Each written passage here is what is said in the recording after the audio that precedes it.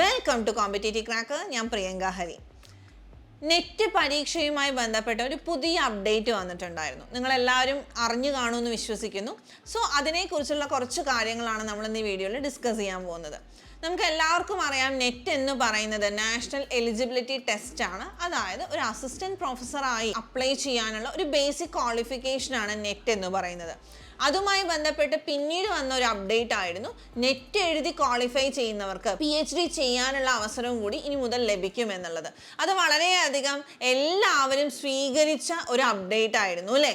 അതുപോലെ ഒരു പുതിയ അപ്ഡേറ്റ് ആണ് നമുക്ക് നെറ്റുമായി ബന്ധപ്പെട്ട് വന്നിരിക്കുന്നത്. നിങ്ങളെല്ലാവരും അറിഞ്ഞു കാണും. എന്തായിരുന്നു? ബിരുദധാരികൾക്കും ഇനി മുതൽ നെറ്റ് അപ്ലൈ ചെയ്യാൻ സാധിക്കും. അതായത് ഡിഗ്രി പഠിക്കുന്നവർക്കും നെറ്റ് അപ്ലൈ ചെയ്യാൻ സാധിക്കും. ഇത്രയും നാളെ PG പഠിക്കുന്നവർക്കായിരുന്നു, അല്ലെങ്കിൽ PG ക്വാളിഫിക്കേഷൻ ഉള്ളവർക്കായിരുന്നു നെറ്റ് പരീക്ഷയ്ക്ക് അപ്ലൈ ചെയ്യാനുള്ള അവസരം.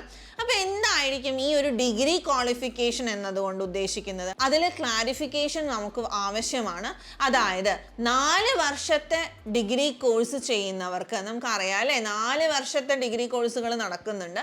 അതിൽ 4 വർഷത്തെ ബിരുദ കോഴ്സുകൾ ചെയ്യുന്നവരിൽ അവസാന വർഷക്കാർക്കാണ് നെറ്റ് പരീക്ഷയ്ക്ക് അപ്ലൈ ചെയ്യാനുള്ള അവസരം. ഇനി നെറ്റുമായി ബന്ധപ്പെട്ട് നിങ്ങൾ എല്ലാവരും ഓർത്തിരിക്കേണ്ട കുറച്ച് കാര്യങ്ങൾ കൂടിയുണ്ട്. നോട്ട് ചെയ്ത് വെക്കുക, കാരണം വളരെ ഉപകാരപ്രദമാവുന്ന കാര്യങ്ങളാണ്. ഒന്നാമത്തെ കാര്യം ഞാൻ നേരത്തെ പറഞ്ഞത് തന്നെയാണ്.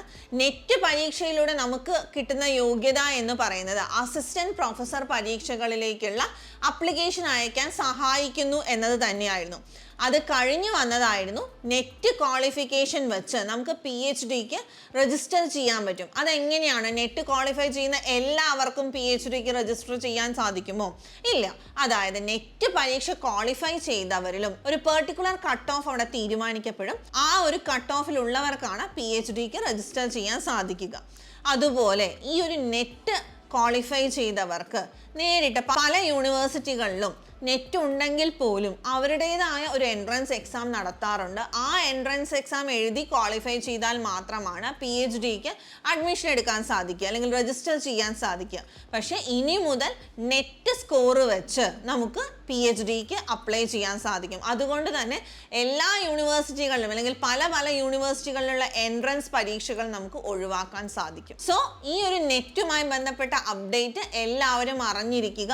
നമുക്ക് ഇതുപോലുള്ള കാര്യങ്ങളാണ് കൂടുതലായിട്ട് മനസ്സിലാക്കേണ്ടത്. എങ്കിൽ മാത്രമാണ് നെറ്റ് കഴിഞ്ഞുള്ള അവസരങ്ങളെക്കുറിച്ച് നമുക്ക് ഒരു ബോധ്യം ഉണ്ടാവുള്ളൂ. അപ്പോൾ ഇനി മറക്കരുത്, ഈ വരുന്ന ജൂണിലെ പരീക്ഷ എന്തായാലും ക്രാക്ക് ചെയ്യുക.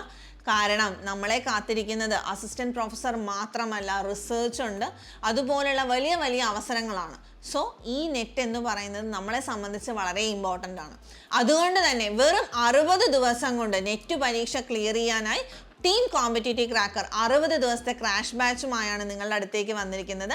മറക്കേണ്ട, വെറും 60 ദിവസം നമ്മൾ ഒരുമിച്ച് നിന്നാൽ ഈ വരുന്ന നെറ്റും നമുക്ക് കൈപ്പിടിയിൽ ഒതുക്കാം. കൂടുതൽ അറിയുന്നതിനായി താഴെ കാണുന്ന നമ്പറിൽ കോൺടാക്ട് ചെയ്യുക. താങ്ക്